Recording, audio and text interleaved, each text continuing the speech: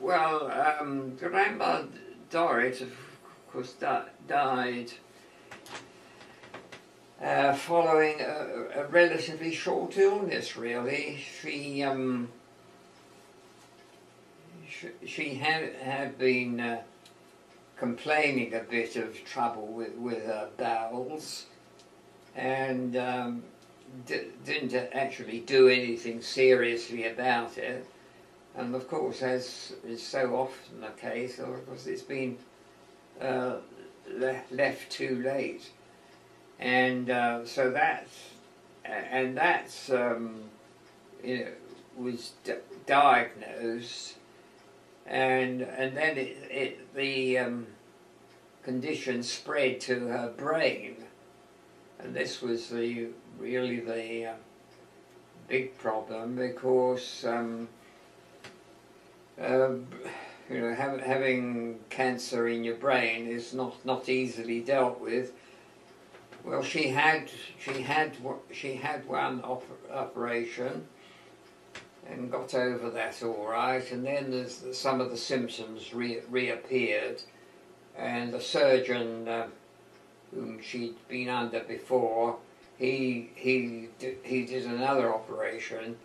And by that time, it was very difficult for him to reach all the parts of the brain which were affected, because obviously there's a limit to the amount of movement you can get in with your instruments in brain surgery. And so he did it a second time, and then that was very short-lived. It obviously he hadn't got rid of it all, and he said he saw me and told me, because they always kept me very well informed of all the details, because I understood what they were talking about, and he said to me, well, I could, have another go at it, and he said, what will your wife say? And I said, well, I don't know. I really don't know. I doubt whether she'll go along with that one, but I said to him, you have a word with her and discuss it. So he went and sat with her and, told her exactly what the position was, and the fact that although 2 attempts had not been successful, he would be prepared to have another go, and it was left to her to decide, what she wanted to do. And I think by then she'd had 2 major brain operations, and I think she just felt that she really could not face any more, especially as there was no guarantee that would solve the problem. So she, that's what she told him, and in other words, she decided, well, she'd rather die than try and go through any more. But it was all discussed, fortunately, in great detail, so that made it easier, in a way, to bear. It didn't come as a surprise. It was a developing process, really. And so she came home, and I continued to look after her at home for a little while. She wasn't home very long before it's obviously had taken her life away. But I was with her. I sat by her right up to the moment she actually died. So, well, there was nothing else that could be done. No.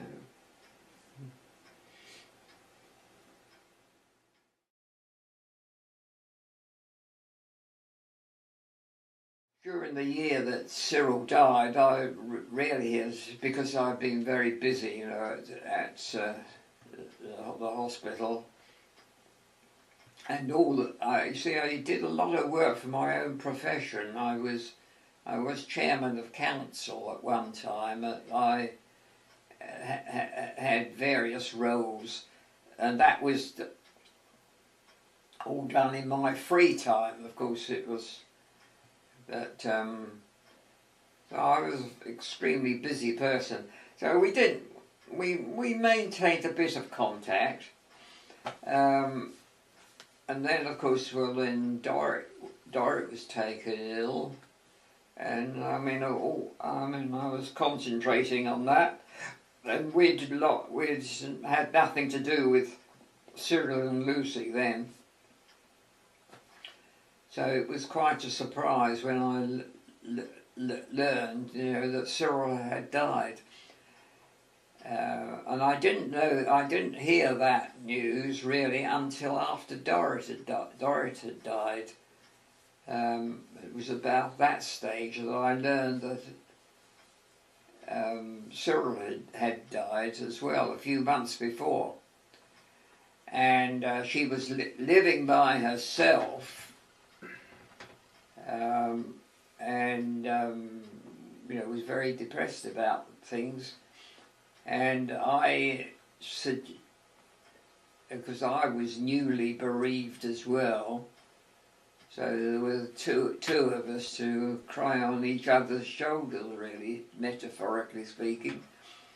So at any rate, then I said to her on one occasion, well, you live all by yourself and so on, and would it help you if you came and you know, and stayed up with me for a little while to, you know, have a break? And so she did.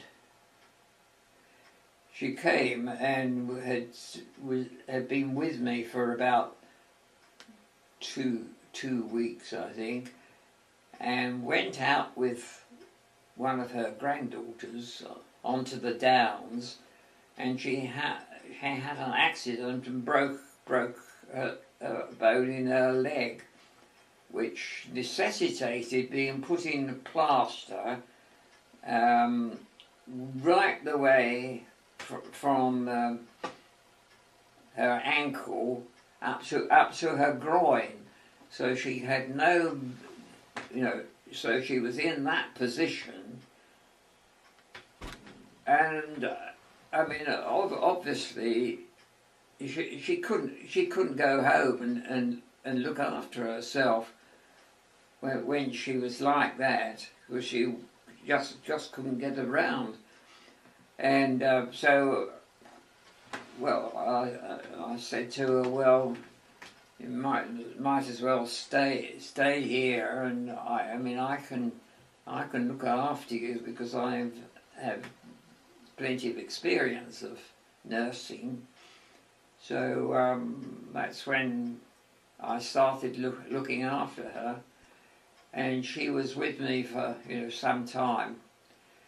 During which time, of course, we both talked a great deal about our partners who had died, and that was when eventually we decided, well, there were two options. Either we could you know, live our life somewhere without anyone, or we could sort of come together and live together. So that's really how we started to live together, and the rest is history, isn't it? But that's how it started, anyway.